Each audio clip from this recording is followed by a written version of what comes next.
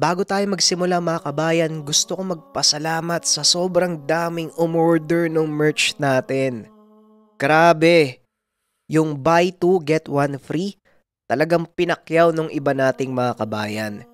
Pero may mga natira pa naman, yung mga umorder kahapon napadala na namin kaagad ngayon kaya expect 2 to 3 days nandyan na yan sa inyo. Para sa mga gustong humabol sa ating promo, nandyan ang link ng ating Facebook, TikTok Shop, or Shopee. Nariyan sa comment section. Mag-add to cart lang kayo ng 2 damit, tapos i-message nyo sa akin kung ano ang gusto nyong free. Ulitin ko, buy 2, get 1 free. Ang Salvame t-shirt at JD t-shirt. Para sa mga interesado, nariyan ang link sa comment section.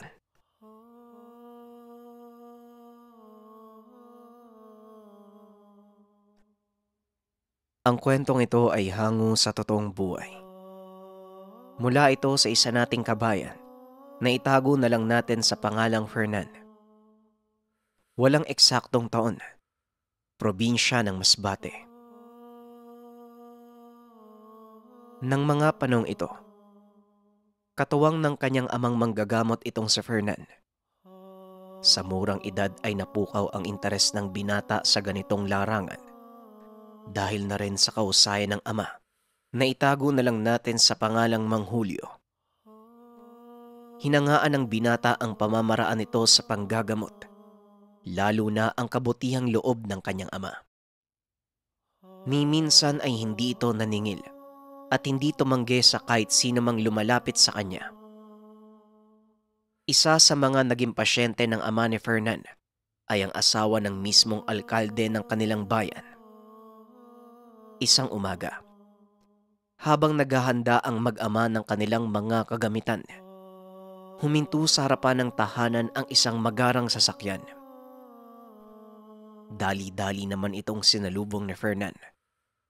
Nang makausap niya ang mga tauang lulan nito, mabilis siyang bumalik sa ama upang ipaalam kung sino ang kanilang mga bisita. Tay, yung asawa ni Mayor, hinahanap po kayo. Wika ni Fernan. O siya, patuloyin mo nang malaman natin kung ano ang bagay. Tugon ni Mang Julio. Agad namang bumalik sa kotse si Fernan upang iparating ang mensahe. Marahang ibinaba ng mga tauhan ng ginang. Nakasakay na ito sa wheelchair. May takip ang muka. Pagpasok ng tahanan ay kagad silang binati ni Mang Julio.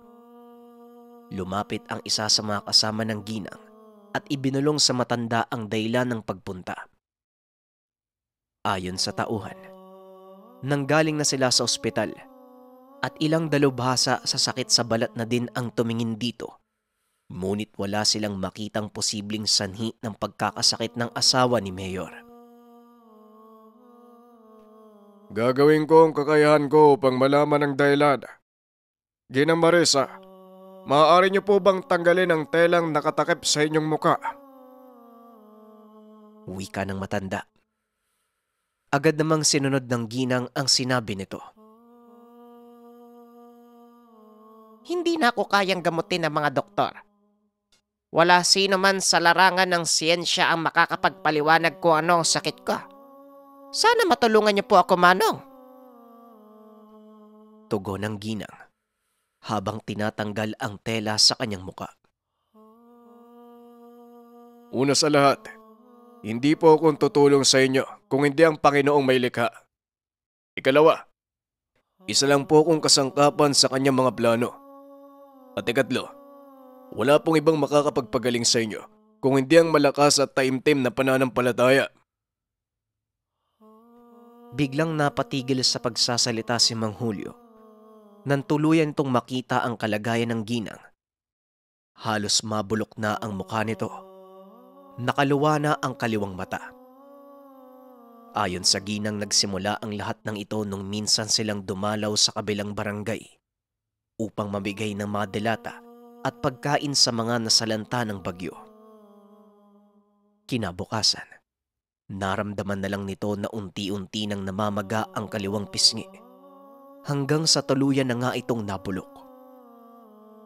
Maging si Fernan, hindi makapaniwala na ganon kabilis lumala ang kalagayan ng ginang. Ilang araw pa lang ang nakakalipas kung pagbabasihan ang salaysay nito. Hayaan niyo po sanang tawasin ko kayo, Ginang Marisa, para malaman kong dahilan ng inyong pagkakasakit. Wika ni Mang Julio. Inutusan nito si Fernan na kunin ang mga kagamitan sa kanyang kwarto. Mabilis namang sumunod ang binata.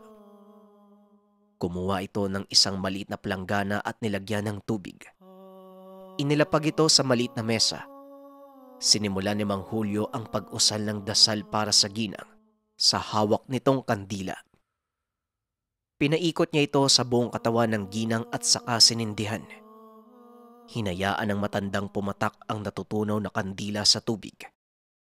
At nang malapit na itong maubos, nanlaki ang mga mata ni Julio dahil malinaw na lumitaw ang imahe ng isang matandang babae. Huwag niyo po sanang mamasamayin ang aking katanungan. Ginang Marisa, may nakalitan po ba kayo bago mangyari to? Tanong ni Mang Julio. Wala po sa pagkakatanda ko. Dahil halos lahat ng taga roon sa barangay na yon, taga-suporta ng asawa ko. Pero, may isang matandang lalaki na nakatitig sa akin eh. Nilapitan ko siya upang personal na abutan ng supot ng pagkain. Tinanggap niya ito. Pero parang may binulong siya na hindi ko maintindihan. Tugon ng ginang. Ganun po ba, Ginang? Huwag po sana kayo mabibigla sa sasabihin ko. Pero kinulam po kayo. At batay sa sumpang itinanim sa inyo, mukhang malalim ang galit ng taong ito. Wika ni Mang Julio. Ayon din sa ginang, ito rin ang suspetsya ng kanyang mga tauhan. Sinabi na ito sa kanya ng mga katulong sa bahay. Sa katunayan, isa sa kanila ang nagturo kay Mang Julio. May magagawa po ba kayo, Manong? Matutulungan niyo po ba ako? Tanong ng ginang. Ulitin ko po. Ang inyong pananampalataya ang siya makakapagligtas sa inyo. Dinala kayo ng Diyos sa akin kaya sino ako para tumanggi? Maganda na po kayo at sisimulan ko na ang panggagamot. Tugon ni Mang Julio. Matapos ay tumayo ito. Humarap sa altar. Sumunod naman si Fernan. Sabay na nagdasalang mag-ama. Matapos ang pagdarasal, sinimula ni Mang Julio ang panggagamot sa pamamagitan ng pag-ihip ng proteksyon sa ginang. Naglabas ng maliit na itim na kahoy si Mang Julio mula sa bulsa. Muling nag-ihip ng kung anong dasal sa ginang. Ilang sandali lang ay bigla itong nawalan ng malay. Nataranta ang mga kasama nito, ngunit pinakalma sila ni Fernan. Huminahon lang po tayo. Sinisimula na ni tatay na tawagin yung kaluluwa ng mangkukulam. Pinapasaniban niya yung katawan ng ginang. Kalma! Muling nagsipag-upuan ang mga tauhan. Pinanood ang susunod na gagawin ng matanda. Inilapat ni Mang Julio ang kamay sa noo ng ginang at nagsimulang mag-usal. Ilang minuto lang ang nakalipas. Bigla itong nagkamalay. Magsalita ka! Anong pangalan mo? Tanong ni Mang Julio. Nagtayuan ang mga tauhan ng ginang dahil bigla itong nagsalita. Iba ang boses na lumalabas sa bibig nito. Hindi mo na kailangan malaman ang pangalan ko. Sino ka sa palagay mo para tanungin ako ng ganyan? Yan ang hirap sa inyo. Hindi nyo kinikilala ang mga nakakabangga nyo sa oras na gumawa kayo ng kabulastugan. Isang bagay lang ang sasabihin ko. Lingkod ako ng Diyos. Ako ang papatay sa iyo sa oras na magkamali ka ng kasagutan. Sa palagay mo, matatakot mo ko ng ganyang mga salita? Hindi pa'y pinapanganak ang taong tatalo sa akin. Oo, tama ka. Hindi pa ipinapanganak ang tao. Pero ang espiritu, matagal nang namumuhay sa mundong ito. Pag-uusap ng dalawa. Napahiyaw ang ginang nang biglang ilapat ni Mang Julio ang hawak niyang kahoy sa daliri nito. Itigil mo yan. Nasusunog ako. Tama na! Wika ng sanib. Tinanggal ng matanda ang kahoy at muling kumalma ang ginang. Ngayon, magsasalita ka na ba? O gusto mong pahirapan pa kita? Wika ni Mang Julio habang inilalahad ang kamay nito kay Fernan. Agad namang inabot ng binata ang libretang hawak. Nakatitig ito sa mga pahina. Nababasa ni Fernan ang mga nakasulat. Nanlaki mga mata nito dahil orasyon ng kidlat ni Metatron ang nakasulat sa pahina. Hindi po ba magiging delikado sa pasyente ang kidlat, tay? Tanong ni Fernan. Hindi maapektuhan ng orasyon ang katawan ng pasyente. Tanging ang kaluluwang pinatutungkulan mo ang tatama ng tigalpo. Tugon ni Mang Julio. Matapos nitong usalin ang orasyon, muling nagtanong si Mang Julio. O ano, magmapatigas ka pa din ba? O baka gusto mong tuluyan na lang kita? Tumawa ng malakas ang nakasanib. Ngunit bigla ding natigilan nang ilapat ni Mang Julio ang hawak na kahoy sa daliri ng pasyente. Tama na. Magsasalita na ako.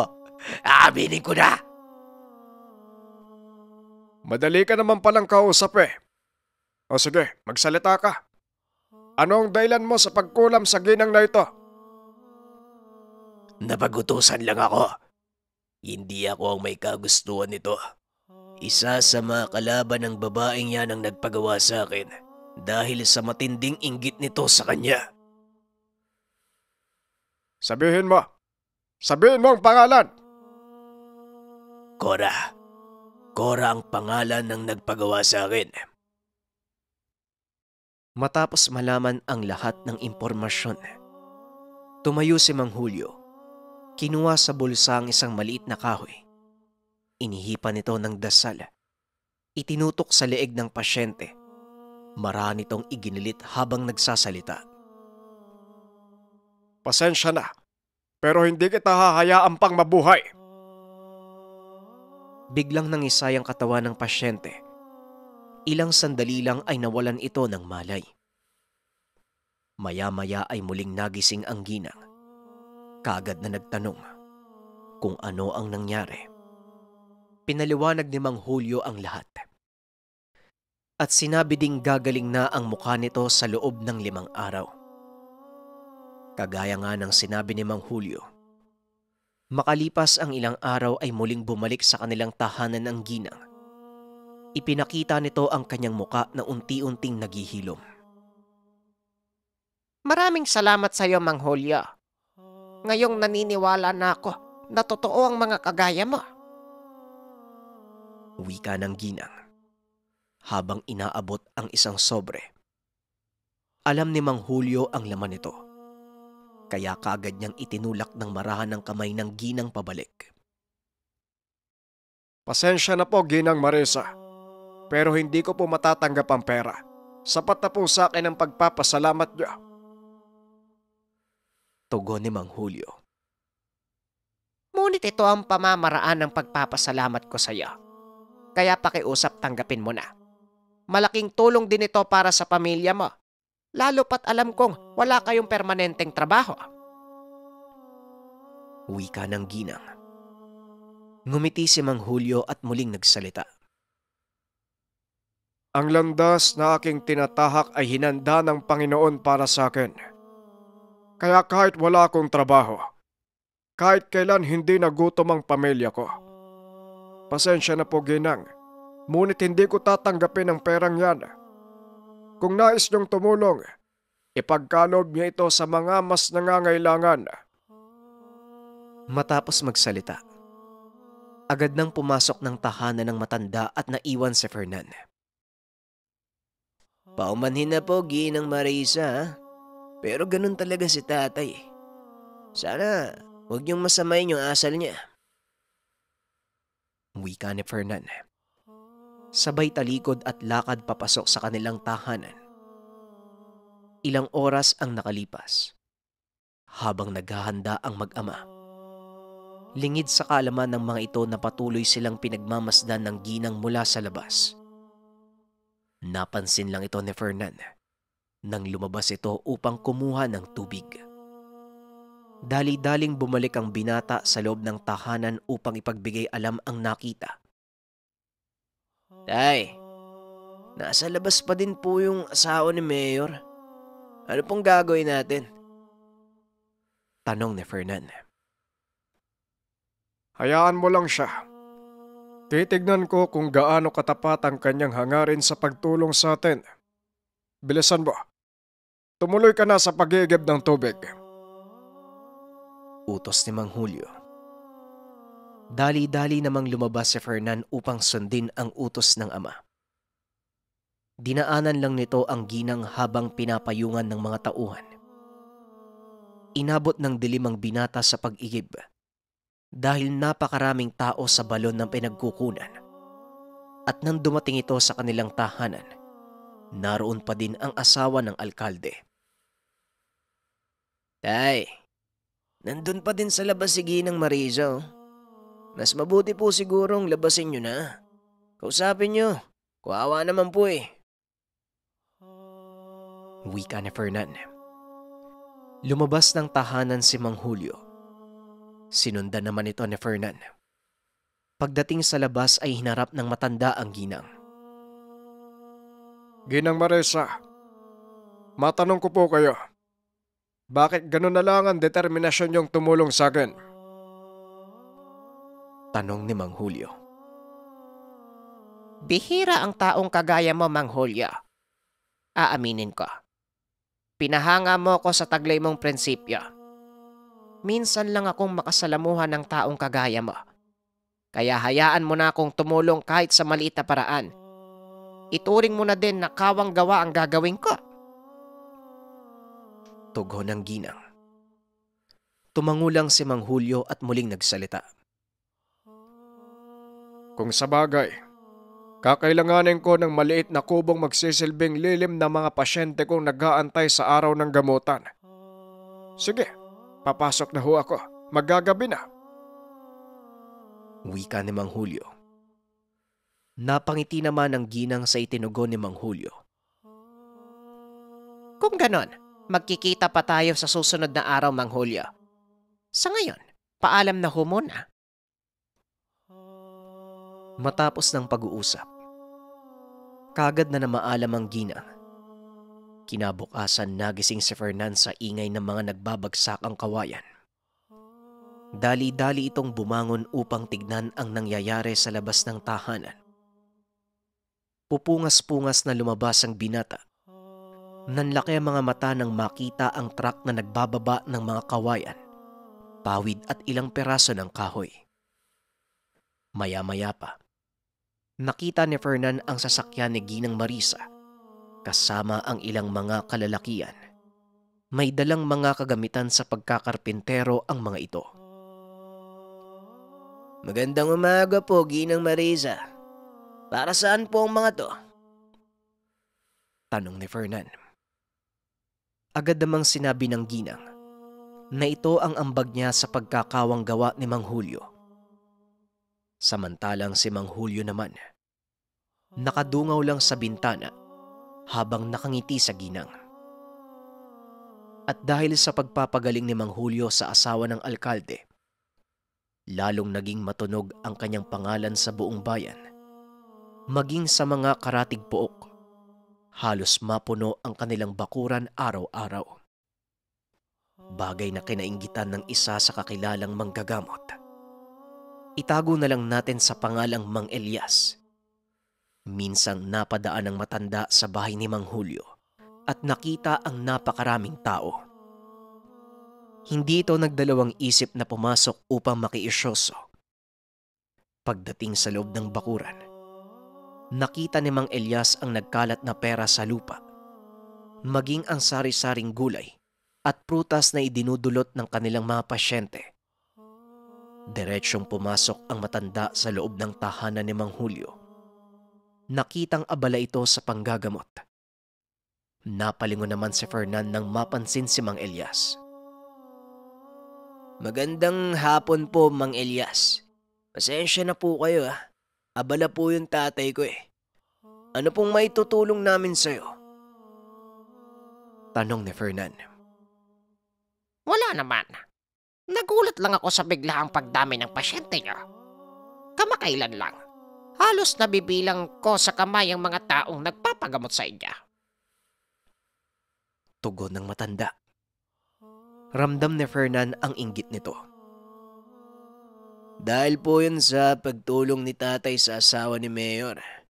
Maging kami po, nagulat sa biglaang pagdagsa ng mga tao.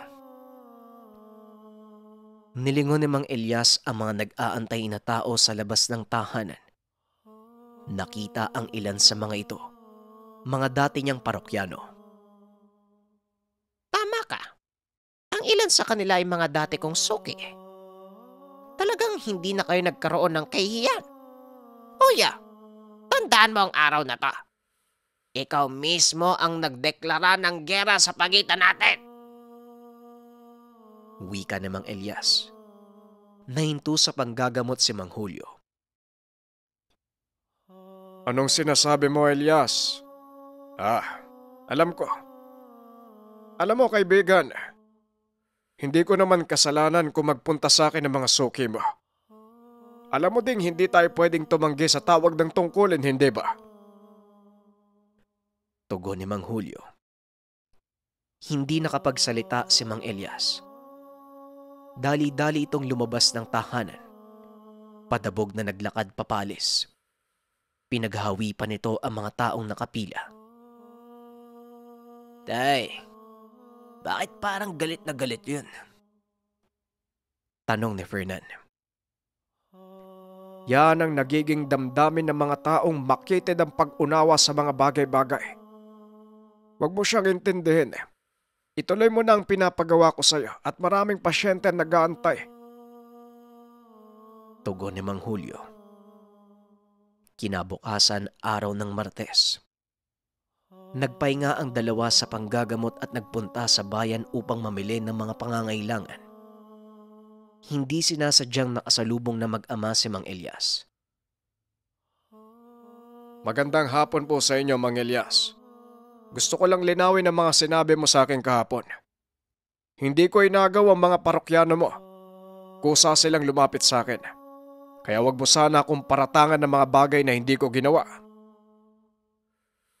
Wika ni Mang Julio. Aba, grabe ka talaga, Julio. Ikaw na nga itong may kasalanan. Ikaw pa ang may lakas ng loob na mangkompronta. Wala kang dapat linawin. Dahil para sa akin, malinaw na nang agaw ka ng mga parokyano. At dahil sa ginawa mo, nawalan kami ng ikabubuhay. Tugon ni Mang Elias. Habang nag-uusap ang dalawang matanda, bigla namang dumating ang isang binata. Walang sabi-sabi ay kwinelyuhan nito si Fernan. Ito ba yung sinasabi mong mag-amatay? Bakit? Hindi na lang natin baliktarin yung dalawang to dito ngayon ah? Wika ng binata. Huwag, Aaron. Hindi ito ang gusto kong laban. Gusto kong mapatunayan ang husay ng matandang ito sa Tigalpo. Kaya bitawan mo ang binatang yan. Wika ni Mang Elias. Talagang desidido kang magkagulo, Elias. Pero pasensya ka na dahil hindi kita papatulan kahit anong mangyari. Wika ni Mang Julio. At kaagad nang tumalikod. Yan! Ganyan nga! Maglakad kayong bagang buntot. Palibasa mga traidor kayo eh. Biglang napahinto si Fernan. Anong sinabi mo? Sinong mga traidor? Bakit? Ano bang ginawa ng tatay ko? Wika ni Fernan. Samantalang si Mang Julio naman, nanatiling kalmado. Tumigil ka na, Fernanda. Kakasabi ko lang na hindi natin sila papatulan, hindi ba? Tara na at umuwi na tayo. Nagugutom na ako. Wika ni Mang Julio. Kagad naglakad palayo si Fernan. Pero tay, sumusobra na po kasi yung bunganga ni Aaron eh. Tugon ng binata. Huwag kang magpa-apekto sa sinasabi nila. Lalo pat alam mo na wala kang kasalanan. Hayaan mo sila mag-isip ng kung ano. Sila ang magdadala nito sa harapan ng huling hukuman. Wika ni Mang Julio. Ngunit hindi mapakali si Fernan sa nangyari. Lalo pa at alam niyang wala naman silang ginawang masama. Pero tay, hindi naman yata tama yung ginawa nila sa atin. Ano, hayaan mo na lang silang bastusin tayo sa harapan ng maraming tao. Mataas ang tingin sa'yo ng mga kababayan natin. Tinitigan ni Mang Julio ang binata at muling nagsalita. Oo, hindi makatarungan ang ginawa nila. Pero hindi rin ibig sabihin na kailangan mong ibalik sa kanila kung ano man ang ginawa sa'yo. Tandaan mo mga aral ng banal na kasulatan. Anak, ito ang pinakaugat ng ating pagkatao bilang lingkod ng Diyos dito sa lupa. Muling wika ni Mang Julio. Palagi nitong pinapaalala sa anak ang aral na nagmula sa Diyos Ama. Ang pagpapakumbaba, ang pagpapaubaya. Ngunit bilang baguhan sa larangan ng panggagamot, hindi maiwasan ni Fernan ang sumuway sa mga alituntunin. Lubos naman itong naunawaan ng ama. Dahil na din sa wala pa sa sapat na gulang ang pag-iisip ni Fernan. Pero habang naglalakad pa uwi, napansin ng binata ang malaking kumpol ng mga halamang kawig ng gabi. Kung tawagin ito sa kanila ay palawan. Malapad ang dahon na umaabot sa mahigit 3 talampakan. Tumataas din ito ng hanggang 5 metro at kadalasang makikita sa paligid ng isang bukal. Alam mo tay, matagal ko nang napapansin yung mga halaman na yan. Simula bata pa ako parang hindi sila namamatay. Saka sa tuwing dumadaan ako dito, parang may tumatawag sa akin eh. Napalingon si Mang Julio nang marinig ito. Naalala ng matanda na ni isang gamit ay walang tangan si Fernan. Maliban na lang sa mga buhay na salitang itinuturo nito sa binata. Alam mo, Fernanda, may mga nakapagsabi. Meron daw mutya ang Palawan. Yung yumao kong ama ang nagkwento sa akin. Pero ni minsan, hindi ko sinubukang hanapin. Wika ni Mang Julio. Mutya tay? Akala ko mga buhay na salita lang ang ginagamit at pinaniniwalaan mo. Tanong ni Fernan. Oo, tama ka. Pero minsan, may mga paraan ng Diyos upang palakasin ang kanyang mga lingkod. At minsan ay sa pamamagitan nito ng kalikasan. Isa ang mga mutya sa makapangyarihang butil ng kapangyarihang isinaboy niya sa mundong ito upang magamit ng kanyang mga nilikha. Walang kinikilingan ng mga mutya dahil nasa magtatangan nito ang desisyon kung saan gagamitin. Tugon ni Mang Julio. Biglang napukaw ang interes ng binata. Tinanong ang tungkol sa kakayahan ng mutya ng Palawan. Ano naman po ang kakayahang taglay ng mutya ng Palawan tay? Ang alam ko kasi mutya ng gabi. Kapag nagtangan ka nito, hindi ka mababasa ng ulan. At lalo ka pang lalakas kapag malapit ka sa tubig. Nagbibigay din ito ng kabal. At ang sabi pa ni Tio Rosing, pwede mo din daw magamit ang mutya ng gabi pang-akit ng mga babae. Wika ni Fernan. Puro ka talaga kalokohan. Huwag kang magpapaniwala doon sa tsuhin mong yon. Ang mutya ng Palawan ay sinasabing may kakayahang magbigay ng kakaibang lakas. haba ng buhay. Maihahalin tulad ito sa mutya ng palos.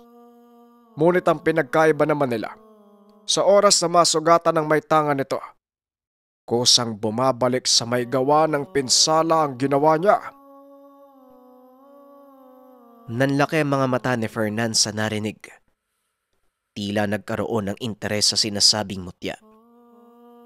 Sakto naman ng mga sandaling iyon. Papalapit na ang mahal na araw. Naghahanda na ang mag-ama upang magkonsagra ng kanilang mga kagamitan. Alam ni Fernan na mabisa ang mutya kung makakalap mo ito sa mismong Biyernes Santo. Dahil ito ang panahong walang nagbabantay sa mga elemento at ito din ang tanging pagkakataon na lumalabas ang mga butil ng liwanag. Nang sumunod na linggo, hindi muna tumanggap ng pasyente ang mag-ama. Salip ay itinuon nila ang atensyon sa paglilinis ng katawan at pagkonsagra ng mga gamit. Huwebes Santo. Nagpaalam si Fernan na pupunta sa kanyang tiyuhin na itago na lang natin sa pangalang Rosing. Pumayag naman si Mang Julio dahil nakaugalian na ng binatang sumama sa pamamanata ng tiyuhin. Kadalasang umaakyat ng kabundukan ang dalawa upang doon magdasal. Ngunit walang kamalay-malay ang matanda na sa pagkakataong iyon.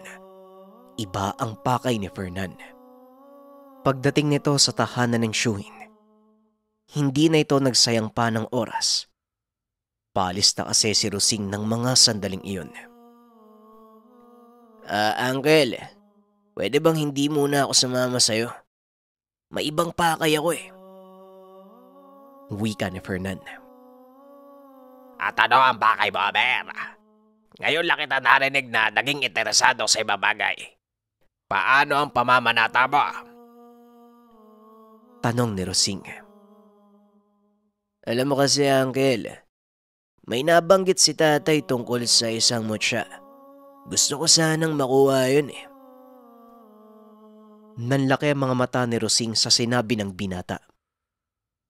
Mutya, alam ba ito ng tatay mo? Baka pati ako malintikan. Tanong ni Rosing. Hindi po, Uncle eh. Hindi naman malalaman ni tatay. Basta wag ka lang magsasabi sa kanya. Pakiusap ni Fernan. Naintriga ang tiyuhin sa biglang pagbabago ng pamangkin. Kaya hindi niya ito tinantanan ng kakatanong hanggang sasabihin ng binata ang lahat. Sandali lang. Anong mutya ba ang balak mong kunin? Tanong ni Rosing habang humihigop ng kape. Mutya po ng Palawan, Uncle. Wika ni Fernan. Bigla namang naibuga ni Rosing ang iniinom nito nang marinig ang sinabi ng binata. Mutya ng Palawan. Alam mo ba yung sinasabi mo? Wala kang alam tungkol sa mutyang yun, Fernan. Kaya pakiusap, huwag mo nang ituloy. Wika ni Rosing. Bakit naman po, Uncle? Ang sabi ni tatay, malakas daw po yung mutyang yun eh. Saka napag-isip-isip ko, magagamit ko talaga yun. Lalo pa pinagbantaan kami ni Mang Elias nung nakaraang linggo. Tugon ni Fernan. Mariin naman itong tinutulan ni Rosing. Sinasabi ko sa'yo, Fernan, tigilan mo na ang paghahangad sa mutyang yon. Marami nang sumubok na kunin ang mutya, ngunit wala ni isa sa mga ito nagtagumpay. Kasama na doon ang kapatid ng tatay mo, ang Tio Diego mo. Pagpapaliwanag ni Rosing. Pero Uncle, hindi po ba namatay si Tio Diego sa sakit? Tanong ni Fernan. Fernan, sa sakit na dulot ng mga elementong nagbabantay sa mutya. Isa ito sa pinagkukunan nila ng lakas, kaya hindi sila papayag na kukunin lang ito ng kung sino-sino. Wika ni Rosing. Dito napag-alaman ni Fernan na may nagbabantay na elemento sa mismong mutya. Paano naman po makukuha yung mutya, Uncle? Muling tanong ni Fernan. Talagang makulit kang bata ka, no? Hindi mo makukuha ang mutya dahil hindi ito ibibigay ng tagapagbantay. Hindi pa ba malinaw sa'yo? Ang mutya ng Palawan, hindi kagaya ng ibang mutya, Fernan. May sarili itong buhay. May sariling gabay. Kahit gaano ka pa kalakas, o kahit gaano pa kalawak ang kaalaman mo sa lihim na karunungan, hindi mo magagawang talunin ang bantay nito. Paliwanag ni Rosing. Sa kabila ng mga babala nito, itinuloy pa rin ng binata ang planong kunin ang mutya. Nagkunwari itong uuwi at hindi na muna sasama sa chewin. Ngunit ang totoong sadya nito, ang lugar kung saan tumutubo ang mga puno ng Palawan. Kaso nga lang ang problema, malapit ito sa tahanan nila. Natatakot si Fernan na malaman ng kanyang ama ang gagawin. Pinili ng binatang umuwi muna. Antayin ang pagsapit ng madaling araw ng Biyernes Santo. Nagtaka si Mang Julio nang makita ang anak na nakaupo sa kanilang atangan. Oh, anong ginagawa mo dito? Hindi ba't namamanata kayo ng tiyuhin mo? Tanong ni Mang Julio. Hindi po muna ako samamatay. Sa susunod na taon na lang po. Tugon ni Fernan. Bagay na labis na ipinagtaka ng ama. Dahil ni minsan simula nang mag-aral ito ng lihim na karunungan, hindi pa ito bumali sa kanyang pamamanata. Sa kabila ng pagtataka, hindi na nagtanong pa si Mang Julio. Salip ay pinakikiramdaman nito ang anak dahil alam niyang hindi pangkaraniwan ang kilos ng binata. Kinagabihan, maagang pumasok si Fernan sa silid upang masiguradong hindi siya pinaghihinalaan ng kanyang ama. Ngunit ang totoo, inaantay lang nito ang pagsapit ng hating gabi bago tumungo sa sapa kung nasaan ang puno ng Palawan. Lingid sa kaalaman ni Fernan, minamanmanan siya ng ama. Paglabas pa lang nito ng bakuran, dali-dali siyang sinundan ng matanda. Patuloy sa paglalakad si Fernan. Nakabuntot sa kanya ang ama. Nakita ni Mang Julio na wala itong dala ni maliit na punyal. Mabuti na lang at dala nito ang kanyang kulok. Nagkubli ang matanda sa mayabong na puno ng saging. Inantay ang susunod na gagawin ng anak. Nanlaki ang mga mata nito nang biglang magsalita si Fernan. Kung naririnig mo ako, gabay ng mutya ng Palawan, hinahamon kita sa isang labanan. Ilang ulit itong sinabi ng binata. Hindi lubos maisip ni Mang Julio na hahamunin nito ang gabay ng mutya ng Palawan. Ilang sandali pa ang lumipas. Naglabasan ang napakaraming alitaptap. Alam ni Mang Julio na isa ito sa mga palatandaang may malapit na mutya sa paligid. Kasunod ng paglabas ng alitaptap ay ang mahinang tawanan ng mga hindi nakikitang nilalang. Ilang minuto pa ang lumipas. Isang malakalabaw na nilalang ang nagpakita. Tumayo ito sa harap ni Fernan. Kalahati ng katawan nito ay sa tao. Napakalaki, na halos umabot sa 10 talampakan ang taas. Mahaba ang nagliliwanag nitong mga sungay na may nakabalot na gintong pulseras. Maging ang katawan ng nilalang na iyon, punong-puno ng mamahaling alahas. Nanlaki ng husto ang mga mata ng matanda. Ito ang unang beses na makita ang nilalang na kung tawagin ay Haring Bawa. Ikaw ba yung gabay ng mutya ng Palawan? Tanong ng binata. Tumawa ng malakas ang nilalang at tumugon. Hindi, binata.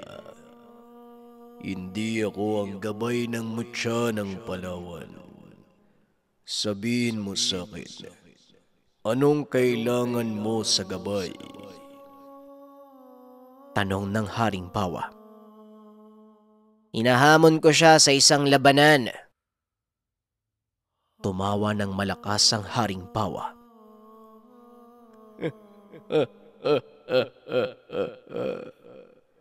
Ikaw, hahamunin ang isang engkantong gabay. Hanga ko sa katapangan mo, binata.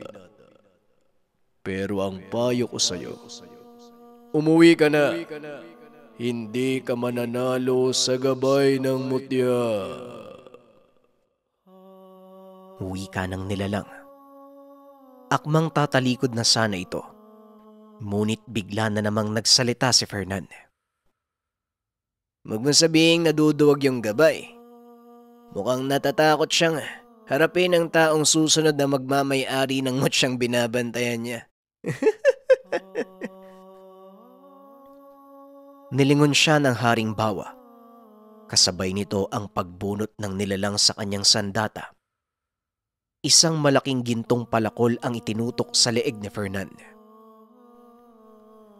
Wala kang karapatang insultuhin ng gabay ng mutya. Sinasabi ko sa'yo, hindi mo ito makukuha.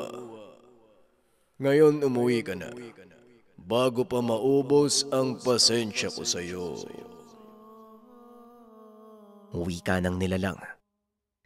Sadyang may katigasan ang ulo nito. Patuloy pa ring hinahamon ang elementong 3 beses na mas malaki sa kanya. Paano ka nakakasigurado na hindi ko nga makukuha yung mutya? Bakit? Nasubukan mo na ba yung kakayahan ko? Ibinaba ng nilalang ang palakol. Lumuhod sa harapan ni Fernan. Inilapit nito ang kanyang mukha sa binata at muling nagsalita. Hindi pa din ba malinaw sa'yo, bata? Hindi mo makukuha ang mutya at hindi mo kakayanin ng pakikipaglaban sa gabay. At kung paano ko nasabi, dahil ako mismo ang mutya ng Palawan. Biglang natigilan si Fernan sa sinabi. Maging si Mang Julio na nakatago sa hindi kalayuan ay nagulantang. Kung ganon, ikaw ang kailangan kong talunin. Tugon ng binata. Walang ano-ano ay bigla nitong sinugod ang nilalang. Walang sandatang dala ang binata. Tanging kamao lang ang gamit nito sa pakikipaglaban. At kagaya ng inaasahan, ni hindi man lang naramdaman ng nilalang ang atake. Itigil mo na ito. Dahil kahit anong gawin mo, wala kang mapapala. Masasayang lang ang buhay mo. Wika ng Haring Bawa. Hindi mo naiintindihan na mga dahilan ko kung bakit ako nagpupursige na makuha ang mutya. Hindi ako makasarili.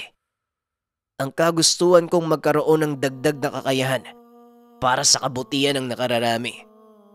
Isa akong anak ng manggagamot at araw-araw kong nakikita ang mga taong pinahihirapan ng masasamang elemento. Tugon ng binata. Biglang napukaw ang atensyon ng Haring Bawa. Piniling pakinggan ang mga dahilan ni Fernan. Ibinaba nito ang malaking palakol. Naupo sa isang tumbang puno. Naglabas ng tabako at sinindihan. Mahaba pa ang gabi. Sige, ipaliwanag mo ang dahilan sa akin. Baka sakaling maniwala ako. Naupo si Fernan sa tabi ng nilalang at panandalian nitong nanahimik. Huminga ng malalim at nagsimulang magkwento. Simula nung bata pa ako, nakita ko na kung gaano kadeterminado ang aking ama sa pagtulong sa iba. Kaya nagpasya akong sundan ng yapak niya bilang manggagamot. Naging mahirap para sa akin ang lahat, lalo pat Wala pa ako sa hustong gulang na mga panahong yun. Tugon ni Fernan. Patuloy namang nakinig ang elemento sa kanyang kwento.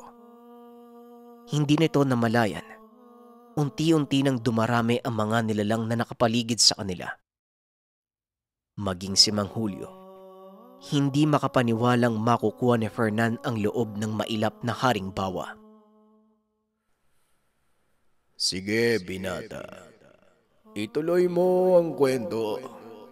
Tamang-tama. Nandito na ang aking sakop mula sa iba't ibang lahi ng mga engkanto. Wika ng bawa. Ramdam ni Fernan ang kakaibang kabaitan ng nilalang. Taliwas ito sa panlabas niyang anyo. Tinuloy ng binata ang pagpapaliwanag at ayon pa dito, nakita niya kung paanong magdusa ang mga walang kamalay-malay na tao sa kamay ng mga aswang, mangkukulam, mambabarang at maging ng mga masasamang elemento.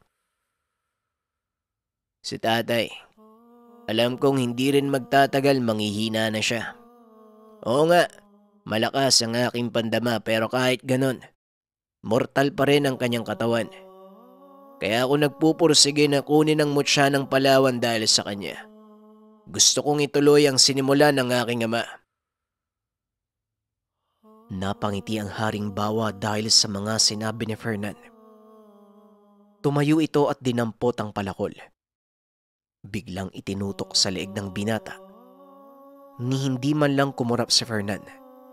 Patuloy lang itong nakatitig sa mata ng napakalaking nilalang. Pinahanga mo ko, binata. Maaari ko bang malaman ng pangalan mo? Napatayo sa kinauupuan si Fernan dahil alam niya ang ibig sabihin ng pagtatanong ng nilalang sa kanyang pangalan. Ako po si Fernan. Tumango ang haring bawa. Inihagis palayo ang kanyang palakol. Bumaon ito sa malaking puno, malapit sa pinagtataguan ni Mang Julio. Kung talagang desidido ka, bunutin mo sa pamamagitan ng isang kamay ang palakol na yan. Kung magagawa mo ito, nangangahulugan na malinis ang iyong hangarin. Dahil ang sandatang yan, hindi sumusunod sa mga nilalang na may masamang pakay. Tumango si Fernan bilang tugon. Sa pagkakataon din iyon, abot langit ang dasal ni Mang Julio para sa anak. Dahil ang bahagi ng pagsubok na ito, ang dahilan ng kamatayan ng kanyang nakababatang kapatid na si Diego. Nang makalapit na si Fernan sa palakol, agad niya itong hinawakan ng kanang kamay. Ipinikit ang mga mata, taimtim na nagdasal. Amang may likha, ako po ay sumasama sa inyo. Kung ito po ang inyong kalooban, naway masunod ito ng naaayon sa inyong nais. Matapos magdasal ng binata, walang kahirap-hirap niyang binunot ang napakalaking palakol mula sa pinagbaunan nito. Itinuro sa haring bawa at muling nagsalita. Nagtagumpay ako, haring bawa. Ito ang iyong sandata. Saluin mo! Wika nito sabay hagis ng palakol pabalik sa haring bawa. Nasalo ito ng elemento. Tumawa ng malakas habang ginagawa ito. Unti-unting nagliliwanag ang katawan ng nilalang. Napansin din ni Fernan na isa sa mga puno ng Palawan ay tila gumagalaw at unti-unting bumubuka ang mga dahon. Patuloy ito hanggang sa tuluyang dumapa ang mga tangkay sa lupa. Tumambad sa binata ang napakaliwanag na bagay. Lumipad ito. Bumulusok papunta sa haring bawa. Nanlaki ang mga mata ng binata nang biglang pumasok sa katawan ng nilalang ang maliwanag na bagay. Sa pagkakataong iyon, Nakita ni Fernan na tila nagbabago ng anyo ang Haring Bawa. Nang humupa ang liwanag, isang kakasilang naguya ang tumambad sa kanyang harapan. Lumapit ang batang kalabaw sa kanya. Idinampi nito ang ilong sa kanyang palad. Walang ano-ano ay narinig ng binata ang boses ng Haring Bawa. Alagaan mo ang munting kalabaw na yan. Ipagkaloob mo sa kanya bilang pangalan ang unang salita na papasok sa iyong isipan, sapagkat ito ang totoo kong katauhan. Wika ng boses. Tumango sa Fernan bilang pagsang-ayon. Lumod ito upang makapantay sa taas ng munting kalabaw. Simula ngayon, ipinapangako ko na alagaan kita. Ugsad. Sobrang nakaka-chills tong episode 2 natin, no? Talagang kakaibang kapangyarihan yung nakuha ng ating bida. Ito yung mga uri kasi ng tangan na kapag hindi ka pinili, talagang hindi mo siya makukuha. Kaso ito din yung uri ng tangan na kapag hindi malinis ang iyong hangarin, imposible mong makuha ang tangan na ito. Kaya naman, tignan natin kung ano pang mangyayari sa mga susunod na episode ng ating kwento. Paalam.